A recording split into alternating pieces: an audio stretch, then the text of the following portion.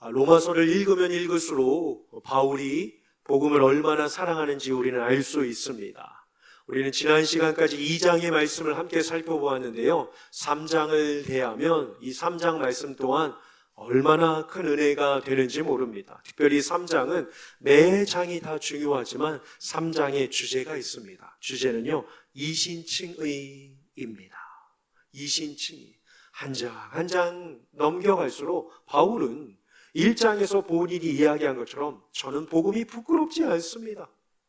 그리고 이 복음은 구원을 주시는 하나님의 능력이 되기 때문에 내가 어떠한 형편에 처해 있든지 나는 하나님을 신뢰할 수 있습니다. 그러니 여러분, 우리의 교만을 내려놓고 우리의 유대인이거나 우리의 이방인이거나 혹은 어떠한 모습에 처해 있다라고 할지라도 우리 불안해하지 말고, 진노는 하나님이 다 내리시긴 하시지만 예수님의 사랑으로 우리가 구원받았음을 잊지 말고 삽시다라고 하면서 확신과 신뢰를 주게 됩니다.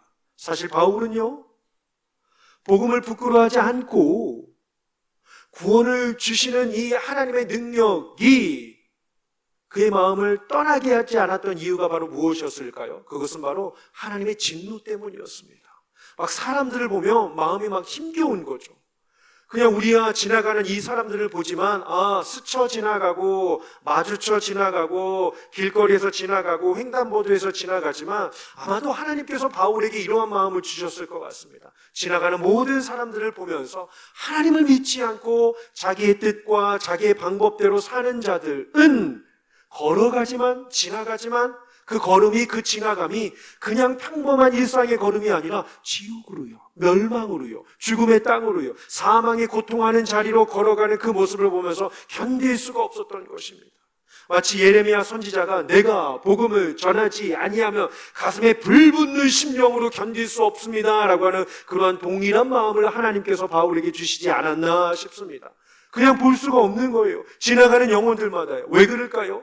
로마서 1장 8절을 보시면 하나님의 진노가 이 불의라고 하는 것이 끝까지 아주 고집불통으로 고집스럽게 끈질기게 하나님의 진노가 불의로 진리를 막는 사람들의 모든 경건하지 않음과 불의에 대하여 하늘로부터 나타나는 이것을요, 막 견딜 수가 없는 거죠. 하나님이 곧 오시는데, 하나님이 제 이름의 예수 그리스도를 보내주시는데 믿음으로 말미암아 구원받은 자는 살지만 여전히 유대인이다, 할례를 받았다, 율법이 있다, 우리는 진노에서 벗어난 자들이다 라고 하면서 자동 구원으로 착각하고 있는 영혼들을 바라보면서 바울은요, 견딜 수가 없었습니다.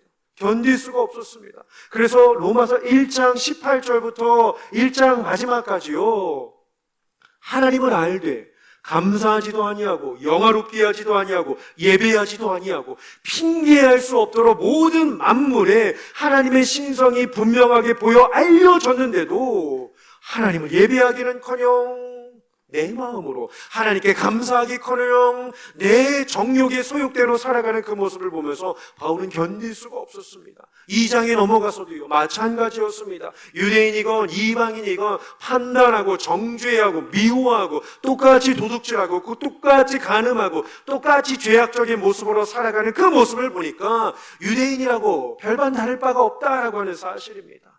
구원의 입장에서 유대인이건 이방인이건 하등의 차이가 없다라고 이야기를 합니다. 이에 반문하죠. 유대인을 이렇게 무시해도 되는가라고 말이죠. 그래서 오늘 3장은요, 3개의 주제로 나누어져 있습니다. 1절부터 8절까지요. 총 7개의 주제의 질문을 던집니다. 유대인의 나음이 무엇이뇨?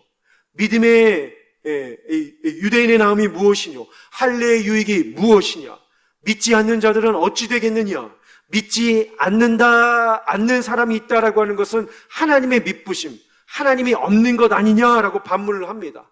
불의가 있다라고 한다면, 진노가 있다라고 한다면 하나님은 나쁜 분 아니냐라고 해요. 사랑의 하나님이신데 왜 화를 내시냐라고 하면서 하나님이 맞냐라고 이야기를 합니다.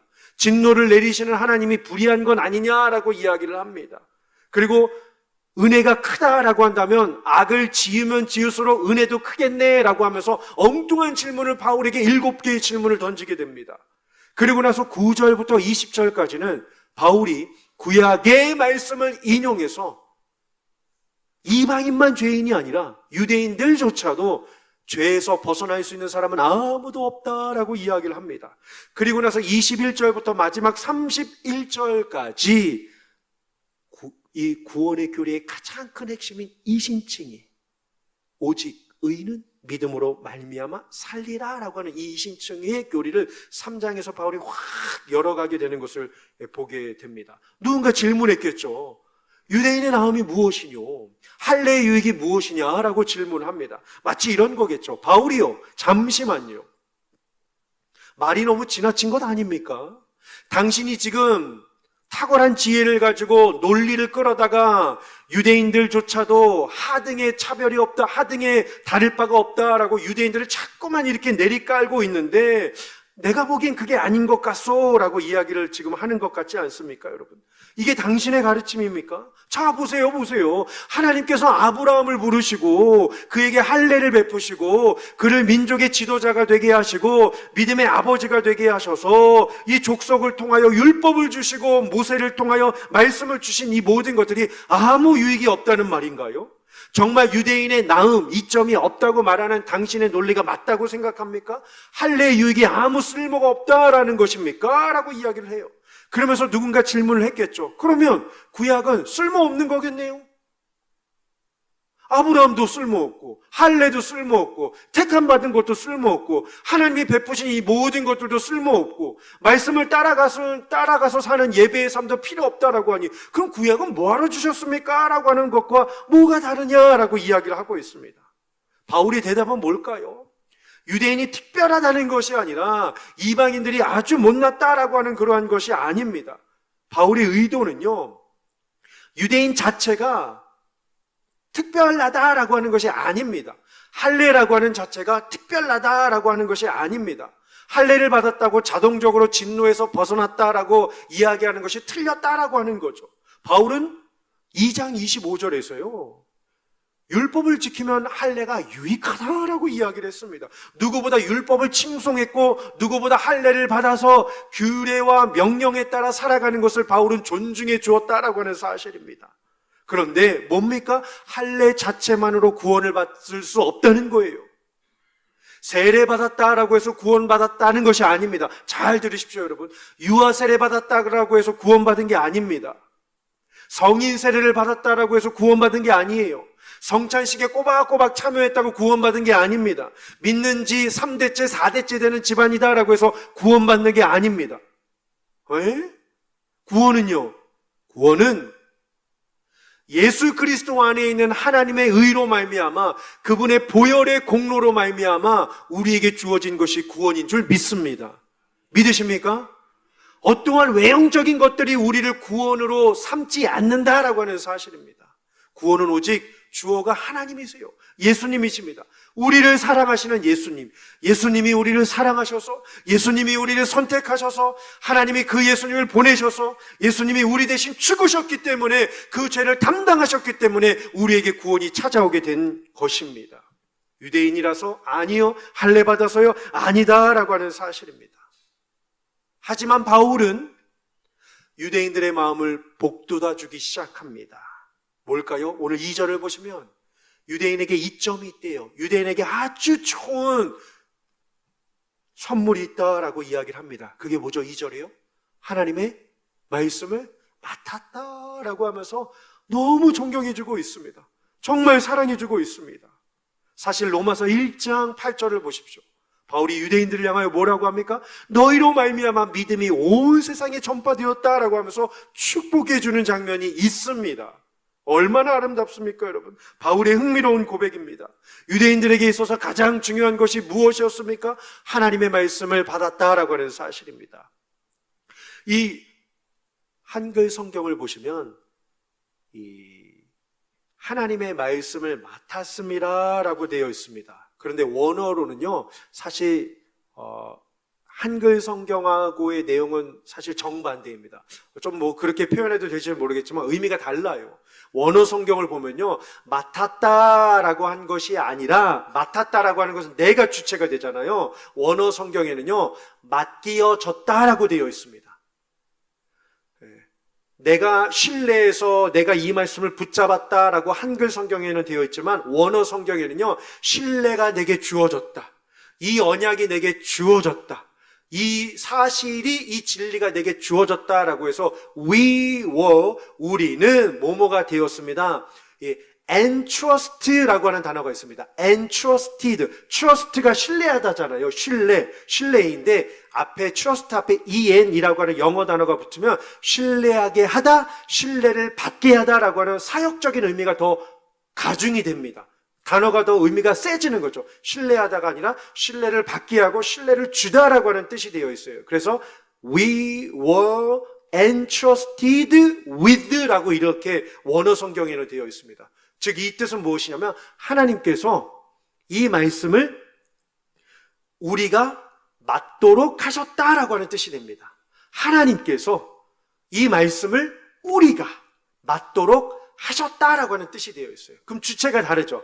하나님, 2절에는요 하나님의 말씀을 맡았습니다라고 했을 때는 주어가 없잖아요. 근데 원어에는요 하나님께서 이 말씀을 우리가 맞도록 하셨다라고 하면서 하나님께 무게중심을 더 두고 있는 것을 보게 됩니다. 특별히 맡았다라고 하는 이 단어가 신약에서 딱 4번밖에 사용되지 않는 아주 희귀한 단어입니다. 피스티유라고 하는 이 단어인데요, 이 의미가요 사도행전 7장 38절에 아주 자세하게 설명이 되어 있습니다. 하이라이트 되어 있는 이 부분이에요. 뭐죠? 맡았다라고 하는 것은 받아서 어떻게 해요? 주는 게 맡은 거예요. 그냥 율법이 주어졌네, 은혜가 주어졌네, 구원이 주어졌네, 하나님을 아네, 예수님의 사랑이 왔네, 받은 거에서만 끝나는 것이 아니라 충분 조건으로만 끝나는 것이 아니라 필요 충분이 되어져야 되는 거예요. 내게 주어진 그냥 필요의 조건, 혹은 때로는 필요하면 누군가에게만 그냥 간혹가다 주어지는 이 충분의 모습이 아니라 필요가 되고 충분히 되어지는 거죠. 즉 받고 주는 이 일들이 계속해서 진행되어지는 일들이 바로 맡은 자의 임무, 맡은 자의 모습이다라고 하는 사실입니다. 같이 한번 읽어보실까요? 시작. 시내산에서 말하던 그 천사와 우리 조상들과 함께 광야 교회에 있었고 또 살아있는 말씀을 받아 우리에게 주던 자가 이 사람이라. 이 말씀은요 순교하기 직전에 스데반 집사님이 공회 앞에서 설교했던 내용의 일부입니다. 누구를 가리킬까요? 광야에서 이스라엘 백성들을 인도하였던 모세예요. 모세의 역할, 모세의 임무는 뭐라고 합니까? 받아주던. 이게 성도의 아름다운 의무가 되어야 한다라고 이야기를 하고 있습니다. 여러분, 이스라엘 백성들이 홍해를 건넜습니다. 만나를 매일 먹었습니다. 고기가 먹고 싶다고 했을 때는 하나님께서 진 사면에 가득 채워지도록 메추라기를 보내주셨습니다. 여리고 성을 함락뜨리기도 하였습니다. 이 사실들이 너무나도 많죠. 그런데 이 모든 사실들보다 더 중요한 것은 오늘 바울이 뭐라고 합니까? 하나님의 말씀을 받은 것이 성도에게 가장 큰 축복이다라고 이야기를 하고 있습니다. 여러분들은 하나님께로부터 받은 것 가운데 가장 큰 것이 무엇이라고 생각하십니까? 구원받은 성도에게 있어서 하나님이 주신 것들을 꼽아볼 때 우리는 무엇을 은혜라고 여길 수 있겠습니까? 때로는 기도 응답이 될 수도 있고, 때로는 이적이 될 수도 있고, 때로는 병고침이 될 수도 있고, 때로는 소원의 이룸이 될 수도 있습니다. 그런데 오늘 사도 바울이 말하는 이 기이한 태도에 여러분들의 마음은 어떠십니까? 성도에게 가장 큰 특권은 하나님의 말씀이 내 손 안에 있다라고 하는 사실입니다. 이게 귀하니까요. 이게 능력이니까요. 최상의 요점이라고 바울이 말씀하고 있습니다. 왜요? 하나님께로부터 직접 말씀을 듣는 것보다 인간에게 있어서 더 큰 특권은 없기 때문입니다. 없기 때문이에요. 모든 것들은 잠깐 있다 지나가요, 여러분. 그렇죠? 고침도, 회복도, 채움도, 변화도 잠깐 있다 지나가죠. 그런데 말씀은요, 영원합니다. 영원해요. 그래서 세상에 영원한 존재가 3가지예요. 뭐죠? 첫 번째로요, 하나님이 영원하십니다. 또요, 2번째로요, 하나님의 말씀이 영원합니다. 그리고 마지막 3번째로요, 인간의 영이 영원해요. 그 외에 영원한 것 없죠. 소멸합니다. 사라집니다. 없어집니다. 먼지와 같이 사라지는 것이 그 외의 모든 존재 아니겠습니까, 여러분?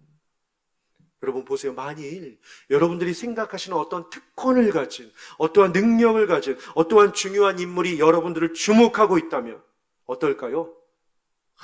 정말 잊지 못할 순간이 될 것입니다. 주목할 뿐만 아니라 여러분들이 생각하는 그 대단한 사람이 여러분들에게 찾아와서 여러분들에게 말을 걸었다면 잊지 못할 순간이 되겠죠.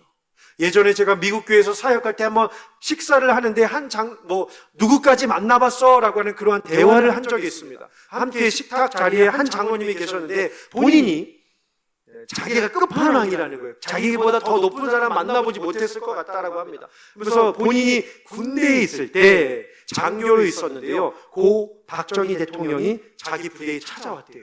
그래서 장교들하고 일일이 악수하면서 수고해라, 헌신해라, 열심히 해라, 잘하고 있다 악수하고서 등을 두들겨 줬대요. 그 장로님이 그러고 나서 뭐라고 말씀하셨냐면 그걸 잊을 수가 없어서 내 생애에 대통령이 내게 와서 말을 걸고 악수한 그것을 잊을 수가 없어서요. 악수를 했잖아요. 손을 안 씻었대요. 며칠 동안요? 참 기가 막히죠. 그죠? 7일 동안. 오른손을요, 우스갯소리를 하신 거죠. 이 악수한 손이 너무 귀해서 7일 동안 손을 씻지 않았다는 거예요. 그러면서 막 만나는 사람들에게 자랑했다는 거죠. 야, 이 손이 어떠한 손인 줄 아냐? 대통령과 악수한 손이다라고 하면서 막 자랑을 했다라고 하는 그러한 이야기를 들은 적이 있습니다. 여러분들은 어떠십니까? 멀리서 육안으로 위대한 사람, 특권이 있는 사람, 권력을 가진 사람, 유명한 사람을 보는 것을 실제로 보는 것도 대단한 일로 여기는데요. 그렇죠. 그래서 우리가 막 보러 가잖아요. 손흥민 경기 보러 가고, 막 블랙핑크 보러 가고, 여러분들 잘 누군지 모르시잖아요. 그렇죠? 근데 그 사람을 본 것뿐만 아니라 반대로 그 사람이 내게 와서 실제로 말을 걸고 나를 쳐다보고 악수했다라고 한다면 대단한 일 아닙니까? 근데 이것을요, 무한하게 한번 확장시켜 보십시오. 하나님께서 내게 말씀하셨네 라고 말이죠. 이 사실보다 위대한 것이 어디 있겠습니까? 하나님께서 내게 말씀하시는 것보다 더 위대한 것이 어디 있겠습니까? 이게 얼마나 귀한지 몰라요. 왜요? 사람의 이 기본 성품이나 인성이나 사람의 이 기본적인 이 됨됨이는요, 인격은요, 어떻게 지어졌습니까? 하나님의 형상으로 지음받았습니다. 흙에서 생명이 들어가 생기가 되었다. 이 루아흐라고 하는 이 단어는요, 어떠한 뜻을 담고 있냐면요, 사도행전 17장 28절에 이러한 표현이 있습니다. 사도행전 17장 28절이요. 같이 읽어보실까요? 시작. 우리가 그를 힘입어 살며 기동하며 존재하느니라. 이거예요. 사람의 삶의 기본 됨됨이가 바로 이렇게 살도록 지어졌다라고 하는 사실입니다. 우리가 그를 힘입어 살며 기동하며 존재하느냐라고 말이죠. 이게 무슨 뜻일까요? 바꿔 말씀드리자면 하나님과의 접촉점을 놓치지 말아야 돼요. 하나님과의 접촉점을 늘 갖고 살아야 함을 우리에게 말씀하고 있는 것입니다. 여러분, 내가 가진 특권이 하나님께서 주신 말씀을 직접 듣는 것이다 라고 인정을 하신다면 반대로요, 하나님께서 사람에게 말씀하시기를 멈추는 것보다 사람이 당하는 더 큰 고통이 어디 있을까요? 없겠죠. 두 개의 명제는 진리가 됩니다. 하나님이 내게 말씀하시는 것이 가장 큰 특권, 반대로요, 하나님이 나에게 말씀하지 않으시고 나를 돌보지 않으시고 은혜를 주시지 않는다면 우리는 이보다 더 큰 고통이 어디 있겠습니까, 여러분? 아모스 선지자가 이렇게 이야기를 합니다. 주 여호와의 말씀이니라. 띵동. 방송 한번 띄워줄래요? 자막. 주 여호와의, 같이요, 시작. 주 여호와의 말씀이니라. 보라, 날이 이를지라 내가 기근을 땅에 보내리니 양식이 없어 주림이 아니며 물이 없어 가람이 아니요 여호와의 말씀을 듣지 못한 기갈이라. 아멘. 쌀이 없는 것도 큰 고통입니다. 물을 마시지 못하는 것도 큰 고통입니다. 우리 이명우 장로님 계시지만 수술하시고 나셔서 물을 그렇게 입이 막 불이 타도록 힘든데 물을 마시지 못하는 그 지경이 힘드시다라고 하셨던 것처럼요. 수술을 해보신 경험이 있는 분들 아시죠? 그렇죠? 전신마취 깨어나고 나서 물을 마시지 못하는 입이 타들어가는 그 고통, 물을 먹지 못하고 밥을 먹지 못하는 그 고통은 참 큽니다. 근데 진짜 큰 고통은요, 말씀을 듣지 못하는 영적 기갈이 가장 큰 고통이다라고 탄식을 하고 있습니다. 제가 이번에요, 이 선교를 가서 그 꼭부린교회 성도님들과 대화를 하면서 참 많은 은혜를 받았습니다. 제가 딱 마주 대하면서 이 대화를 할 때 제일 먼저 했던 것이 무엇이냐면 기도 제목이 무엇입니까? 선교사님도 물어보시고 우리 팀들도 같이 기도를 해줘야 되니까요. 기도 제목이 무엇입니까? 제가 이 기도 제목을 들으면 들을수록요 막 다리가 떨리는 거 있죠. 막 진짜 마음이요 막 뭐라고 해야 될까요? 막 문드러진다고 해야 될까요? 너무 가슴이 아픈 거예요. 왜냐면요 이 영혼이 얼마나 아름답고 순수하던지요. 물을 때마다 이분들의 첫 번째 기도 제목이 뭔지 아십니까, 여러분? 저의 기도 제목은 우리 마을 사람들이 전체가 다 예수님을 믿는 거예요. 그냥 내 아들 학교 잘 가게 해주세요. 내 남편 사업 잘 되게 해주세요. 우리 좀 좋은 곳에 살게 해주세요. 밥 굶지 않게 해주세요. 아픈 게 있는데 잘 낫게 해주세요. 저 멀리 떨어져 있는 친척이 어려움을 당하고 있는데 좀 도와주세요. 이런 여러 외적인 상황들에 대해서 이야기할 수 있을 테인데 만나는 분들마다 청년이 됐건 집사님이 됐건 누가 됐든지 간에요. 기도 제목 첫 번째가요. 모두가 동일한 거 있죠. 우리 마을 전체가 예수님을 믿게 해주세요. 그래서 이 복음이 캄보디아를 덮게 해주세요. 대단하지 않습니까, 여러분? 사실 이분들은요, 믿음의 선배들이 없어요. 이들이 1세대예요. 1975년부터 79년까지 포체통으로 인하여서 이 프놈펜 지역을 통하여서 다녀왔던 그 지도자가 베트남의 그러한 사회주의, 공산주의의 그 모습을 보면서 매력을 느끼고 돌아옵니다. 그래서 사람들을 바보로 만들기 위하여 우민화 정책을 시켜요. 모든 배움과 모든 철학과 모든 이상을 철폐하고 사람은 농업을 해서 내 말에 순종하게끔 바보로 만들기 위해서 모든 교사와 교수들과 이 거대한 이 힘을 가지고 있었던 사람들을 그 당시에 다 잡아다가 없던 죄를 만들어서 다 죽여버립니다. 그래서 지금 50대, 60대 그 사람들이 거의 전멸했어요. 없어요. 그런데 그 핍박 가운데 그 고통을 피하기 위하여 흩어졌던 사람들이 전화해졌던 복음을 가지고 흩어진 캄보디아에서 교회를 세운 거 있죠. 물론 기독교 인구가 1%밖에 되진 않아요. 하지만 그 1% 속에서도 다른 이단들을 제외하고 나면 0.4%밖에 되지 않는다고 합니다. 6년 전에 제가 갔을 때는 신전이나 사당이나 법당들이 그냥 흙으로 황토로 벽이 이렇게 이어졌다라고 한다면요, 이번에 제가 가서 깜짝 놀란 거 있죠. 불과 6년 만에요, 모든 사원들 신당들의 벽이요 뭐로 된지 아십니까? 다 금으로 입혔어요. 막 한 달에 200불 300불 버는데 800불 막 1000불 해가지고 자기 여기 1000불 하고 내세의 영광을 위하여 써놓고 가족의 이름을 해놓고서요 한 칸 한 칸씩요 막 200-300m를 막 도배해 놓은 거 있죠.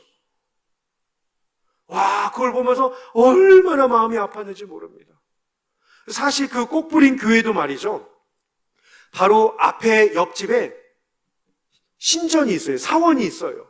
그러니까 캄보디아 법에는 불교 사원이 있으면 5km 인근에는 다른 종교 시설을 세울 수 없다라고 하는 게 법으로 규칙이 되어 있습니다. 그런데 그 동네에 교회가 세워질 수 없는데 그래도 믿는 신자들이요 더 성실하게, 더 열심으로, 더 사랑으로 섬기다 보니까요 이장이 지켜줘요. 이장이 다른 관할구에서 와서 검사를 하고 없애라라고 하는 핍박들이 많이 있음에도 불구하고 이들은 정말 좋은 사람들이다, 이들은 정말 우리에게 좋은 영향력을 끼치는 사람들이다라고 해서 이 예수학교라고 하거든요, 교회를요. 그러니까 이 교회라고 하는 이 단어를 만들어지지가 않아서 그들의 용어에서 예수학교에 있는 이 사람들은요 없어서는 안 될 우리 동네에 아주 소중한 사람들이다라고 하면서 없애서는 안 된다라고 하면서 이장이 늘 이렇게 그 교회를 지켜준다라고 이야기를 합니다. 그곳에 이제 사역하는 선교사님과 이제 현지 전도사님 부부가 있는데요, 참 제가 막 마음이 얼마나 막 도전이 되는지 몰라요.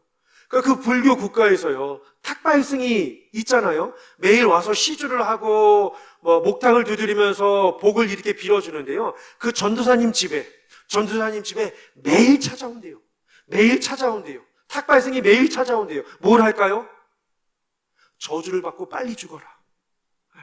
너희들 때문에 이 지역이, 이 동네가 운이 없다, 복이 없다, 악한 영혼들이 다 이곳으로 온다. 너희들 빨리 죽고 이 집 무너져야 한다. 매일마다 그렇게 저주를 하면서 간대요. 견디겠습니까, 여러분? 버티겠습니까, 여러분? 그런데 복음을 놓을 수가 없어요. 근데 그 복음을 가지고 막 다닙니다. 캄보디아는 이 엄격한 불교 문화이기 때문에 자기보다 나이 많은 사람에게 말을 거는 게 쉽지 않다고 합니다. 쉽지 않대요. 얼굴을 보는 것도 쉽지 않다고 해요. 부모를 잘 모셔야 좋은 곳에 윤회를 통하여 산다라고 하는 이러한 사상들이 강해있기 때문에 이 두 전도사님이 30대인데 어른들에게 복음을 전하는 게 참 힘든 거죠. 그래서 그날 집회 때 제가 할 수도 있고 선교사님이 복음을 전할 수 있는데 그 전도사님이 마을 동네 사람들 다 모아놓고 복음을 전하기 시작했습니다. 이게 영적인 싸움이거든요. 사실 교회 뒤에 이게 나무 한 그루가 있었는데 그곳에서 그 전전주에 그들은 여전히 동물의 인신제사요. 무당을 불러다가 구슬하고 동물의 피를 온몸에 뿌리면서 사람들에게 뿌리면서 막 소리를 지르는 그러한 것들을 성행하던 자리가 교회 뒤에 바로 나무가 있는데 이 나무가 무서워서 교회를 오기까지도 이들이 두려워한다는 거예요. 그곳에서 말씀을 전해야 하는 어르신들을 모아놓고 복음을 전해야 하는 이 전도사님의 마음이 얼마나 두려웠을까요? 근데 놀라운 일이 일어납니다. 뭔지 아십니까? 우리 성도님들이 마을 지역 사람들 밖으로 곁으로 뚝 둘러서서 뭘 하고 있었을까요? 그렇죠. 기도를 하고 있는 거예요. 하나님의 임재와 하나님의 말씀의 불의 혀가 우리 전도사님의 심령과 입술을 주장하여 주셔서 담대하게 복음을 전해주게 해주세요라고 하면서 우리 성도님들이 기도를 하고 있는 거예요. 어떻게 알았냐면요, 나중에 현지 한 분 여자 집사님이 믿음이 이런 거구나라고 하면서 우리를 보신 거예요. 말씀만 듣고 그 자리에 앉아 있는 줄 알았는데 우리가 함께 기도하는 그 모습을 보면서 하나님의 권능의 파워가 얼마나 대단한지 느꼈다는 거예요. 보통 때는 말씀을 듣지 않는데 그 기도가 있었기 때문에 마을 주민들이 말씀을 들었다라고 하는 거죠. 근데 더 놀라운 게 있습니다. 청년이 8명 갔거든요. 이때에 청년들이 뭘 하고 있었을까요? 더위에 지쳐서 부채질하면서 쉬고 있었을까요? 아니면 주방에 가서 막 뭔가 시원한 거를 찾으며 먹고 있었을까요? 아니면 꼬마 아이들과 놀고 있었을까요? 어른들이 마을 주민을 모아놓고서 밖에 진을 치면서 영적인 테두리, 영적인 방어벽을 하고 있을 때 청년들이 교회 예배당에 들어가서 8명이 동그랗게 무릎을 꿇고 앉아서 기도하기 시작합니다. 별로 놀라지 않는데 저는 그 모습을 보면서 정말 놀랬거든요. 청년들이 기도를 하기 시작하는 거예요. 언제요? 설교 내내요. 설교 내내요. 설교 내내요. 왜요? 영적인 싸움이니까요. 하나님이 승리할 줄 믿습니다. 기도를 하는 거예요. 한날은 밤에 같이 이렇게 선교 간담회를 하는데 우리가 오늘 복음을 마음껏 전했습니다. 그런데 한 영혼을 놓치고 말았네요. 한 영혼을 놓치고 말았네요. 모두가 눈이 동그랗게 떠질 찰나에 한 청년이 저에게 이러한 이야기를 합니다. 버스 기사요. 마을 동네 곳곳마다 집집마다 찾아다니면서 복음을 전했는데 한 영혼을 제가 놓쳤다라고 하니까 바로 그 즉시 한 청년이요. 버스 기사요. 왜? 우리와 같이 있는데 버스 기사에게는 복음을 전하지 못했다라고 하는 그 마음이 훅 들어오기 시작했는데 한 청년이 저의 마음을 읽은 거 있죠. 그 다음날에 우리 막 선교팀들이요. 만나는 버스 기사분 만날 때마다 뿌레야 예수 스롤란데야, 예수님이 당신을 사랑하십니다. 예수님에 대한 옛자 예수라고 하는 단어를 우리 선교팀이 들려주게 되었습니다. 또 한 가지, 마을에 유지가 계셨어요. 91세 어르신입니다. 두 따님들이 교회를 다니고 복음을 알고 아버지가 죽기 전에 그래도 예수님을 영접하면 좋겠지만 그 수십 년 동안 복음을 전했는데 복음을 전할 때마다 아버지는 큰 기침으로 나가라고, 아니면 눈을 감으시거나 말을 잘하지 않으셨다라고 합니다. 그래도 곳곳마다 가가호호마다 복음을 전하는 그 신방이 있었기 때문에 또 이제 그 시간이 되어 그 어르신 집에 도착하게 되었습니다. 무릎이 아프시대요. 그래서 우리는 1차적으로 무릎을 위하여 잘 고쳐지고 회복할 수 있도록 기도하자라고 해서 뜨겁게 기도를 했습니다. 그리고 나서 나가던 찰나에 하나님께서 저에게 뭔가 또 뜨거운 마음을 주시는 거예요. 갈 수 없다. 그냥 갈 수 없다. 어찌 우리가 가느냐? 우리가 무릎을 위해서 기도하러 온 게 아니잖아요, 여러분. 그 할아버지에게 우리는 뭘 주어야 될까요? 복음을 전해야 되죠. 가던 발걸음을 다시 뒤로, 다시 와라, 다시 와라, 똑바로 서라. 자, 그래서 제가 선교사님께 그랬어요. 3분 동안 우리가 이 할아버지의 마음이 열리도록 기도할 테니까 하시는 건 하나님이시고 우리가 할 수 있는 건 최선을 다하여 할아버지의 마음이 열릴 수 있도록, 복음의 문이 열릴 수 있도록 기도할 테니까 3분 우리가 뜨겁게 기도합시다. 뜨겁게 3분 동안 하나님, 할아버지의 마음을 열어주시옵소서. 다 기도가 끝났어요. 그리고 선교사님이 복음을 전할 때에도 선교팀이 다 19명이 뒤에 서서 대적 기도를 하고 열린 기도를 하게 되었습니다. 어떠한 일이 일어났을까요? 완강하게 반대했던 할아버지의 마음이 열리기 시작합니다. 할아버지가 이러한 이야기를 하셔요.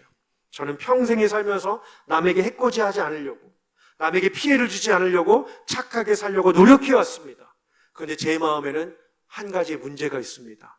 죄가 여전히 씻어지지 않는 문제였습니다. 죄를 씻으려고 더 큰 일을 하고 더 착한 일을 했는데 죄가 없어지지 않았습니다. 제가 좋은 데 갈 수 있을지 모르겠습니다. 그런데 저는 죄인입니다. 그런데 구주가 예수님을 믿습니다. 아멘? 그 고백을 하셨어요. 예수님이 나를 사랑하신 줄 믿습니다. 천지를 만드신 분이 예수님인 줄 믿습니다. 그리고 그 예수님이 나를 위하여 천국을 만들어 놓으신 줄 믿습니다. 옆에 있던 딸과 가족분들이요, 우리 선교팀들도요, 눈물의 도가니가 되었습니다. 하나님이 하신 줄 믿습니다.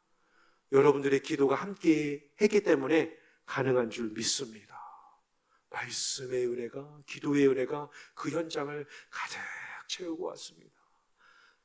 기성세대들도 은혜를 많이 받았고, 무엇보다도 청년들도 은혜를 많이 받았고, 또한 신앙이란 믿음이란 무엇인가 현지 분들도 은혜를 많이 받으셨습니다. 원래 일정에는 하루 있다가 아침 먹고 헤어지는 일정이었는데 제가 선교사님과 장로님께, 박정철 장로님께 부탁을 드렸어요. 장로님, 우리 재정이 있으면 우리 여기서 더 쓰고 가자고. 더 쓰고 가자고. 우리만 점심 저녁 먹지 말고 이분들하고 같이 먹으면 어떻겠습니까? 라고 하니까 박정철 장로님이 정말 좋아하셨어요. 목사님 너무 좋다고 같이 데리고 가자라고 해서요, 공항까지 같이 간 거 있죠. 점심도 이렇게 오면서 먹고 저녁도요 먹는데요, 얼마나 행복했는지 모릅니다. 이분들이 호텔이 처음인 거예요. 바다를 본 게 처음인 거죠. 호텔에 들어가면 이제 문을 열면 불이 환하게 켜지잖아요. 근데 밤에 잠을 자야 되는데 불을 끌 줄을 모르는 거예요. 자야 되는데 불을 어떻게 끄는 줄 모르는 거예요. 늘 1층에서 살다가 방을 5층, 6층 잡아줬거든요. 못 자겠대요. 왜요? 너무 높아서 이게 무너질까봐 너무 높아서 못 자겠다는 거예요. 에어컨을 꺼야 되는데 끌 줄 몰라서 모르겠는 거예요. 그래서 결국 하는 게 뭐였냐면 그 카드를 다시 뽑으니까 불이 꺼지고 에어컨이 꺼져서 밤에는 그냥 덥게 잤다는 거예요. 그 다음날 아침이 됐습니다. 뷔페에 다 같이 호텔 조식을 먹으러 모였어요. 전도사님의 친정어머니가 접시를 들고 있는데 뭘 어떻게 할지 모르는 거예요. 드시라고 제가 한국말로 드시라고 했는데 쭉 둘러보시더니요, 반만 산더미같이 푸신 거 있죠. 산더미같이 푸셨어요. 제가 선교사님 데리고 와가지고 물어봤어요. 왜 이거밖에 안 드시냐고. 어머니가 뭐라고 한지 아십니까? 그나마 밥만 먹으면 돈을 많이 안 낼 것 같아서. 모든 게 다 공짜인데 그나마 자기가 피해를 덜 주고 싶어서 밥만 먹으면 내 고기도 좀 채워지고 돈을 좀 덜 낼 것 같아서 밥만 이만큼 팠다는 거예요. 마음이 얼마나 아픈지요. 그 뷔페가 처음인 거예요. 그렇게 질비된 식사를 먹는 게 처음인 거죠. 그래서 제가요, 밥을요, 한 8분의 1만 남겨놓고 다 덜었어요. 이 눈이 막 동그래지는 거죠. 그래서 제가 선심 썼어요. 다 먹어도 된다고. 다 드셔도 된다고. 그 장모님, 전사님 장모님이요, 빵도, 과일도 다 된다는 거예요. 이미 지불을 했기 때문에 다 된다는 거예요. 그래서 깜짝 놀란 거죠. 이미 지불이 됐으니까 이게 얼마나 좋아요. 이미 걱정하지 않아도 되니 얼마나 좋아요. 우리의 죄값도 이미 주님께서 다 지불해 주셨기 때문에 얼마나 좋습니까, 여러분? 이미 다 지불이 됐어요. 이미 우리는 고민할 필요가 없습니다. 이미 지불이 되었기 때문이죠, 여러분.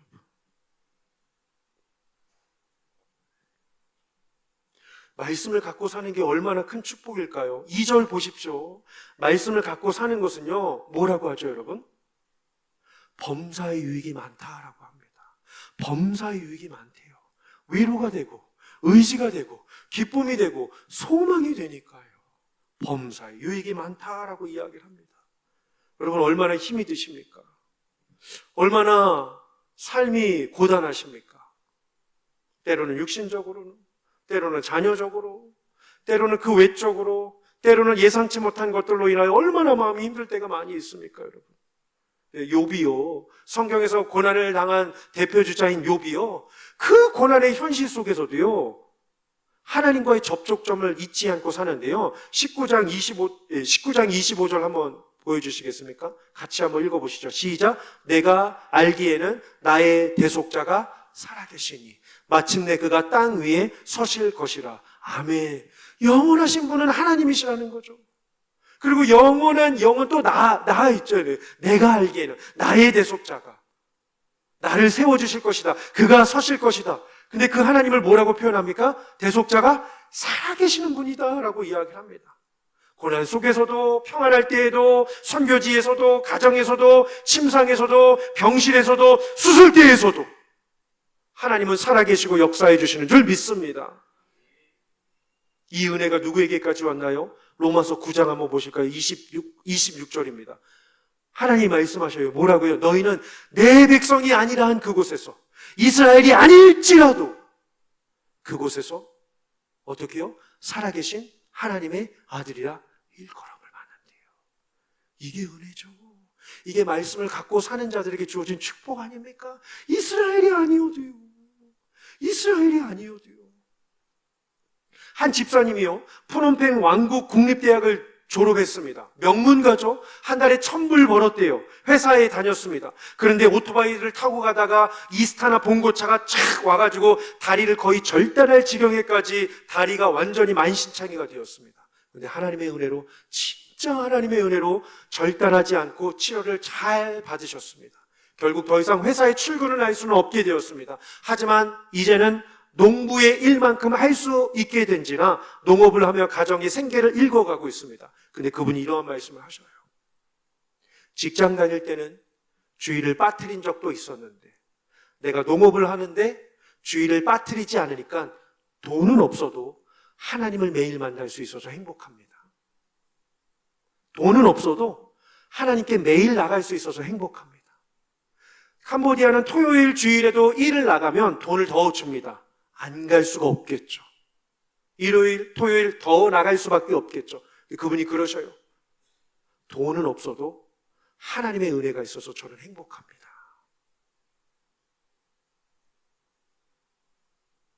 그 하나님은 모든 만국의 열방의 하나님이신 줄 믿습니다. 베드로가 그러한 고백을 하잖아요. 예수님을 뭐라고 고백합니까? 살아계신 하나님의 아들, 주는 그리스도시요. 어떻게요? 살아계신. 그러니까 우리에게 능력이 되는 겁니다. 우리에게 역사가 되는 거고 치유가 되는 거고 회복이 되시는 분이 바로 살아계신 하나님의 아들 구주가 되시는 것입니다. 그 구주가 우리를 어떻게 해요? 마지막으로 디모데후서 4장 18절입니다. 주께서 나를 모든 악한 일에서 진노죠 건져내시고 뿐만 아니라 어디로요? 이제 우리에게 남은 천국이에요. 그렇죠? 일여전도의 찬양처럼요. 지금까지 지내온 것 주의 크신 은혜라. 그렇죠? 천국에 들어가도록 구원하시리니. 어떻게 구원이 가능합니까? 우리의 잘됨이 아니라, 우리의 능력이 아니라, 신앙이 좋기 때문이 아니라, 성품이 올바랐기 때문이 아니라 그분이 세세무궁토록 영원하시기 때문에 우리를 이끌어 가실 수 있는 줄 믿습니다. 세세무궁토록 영광이 있을지어다 라고 이야기를 하고 있습니다. 주께서 사랑하시는 성도 여러분, 말씀은 귀한 것입니다. 이 말씀을 이해 받을 뿐만 아니라 받아주는 그러한 그리스도인이 되셔서 끝날까지 복음의 도구로 승리하시는 저와 여러분들 되시기를 주님의 이름으로 축원합니다.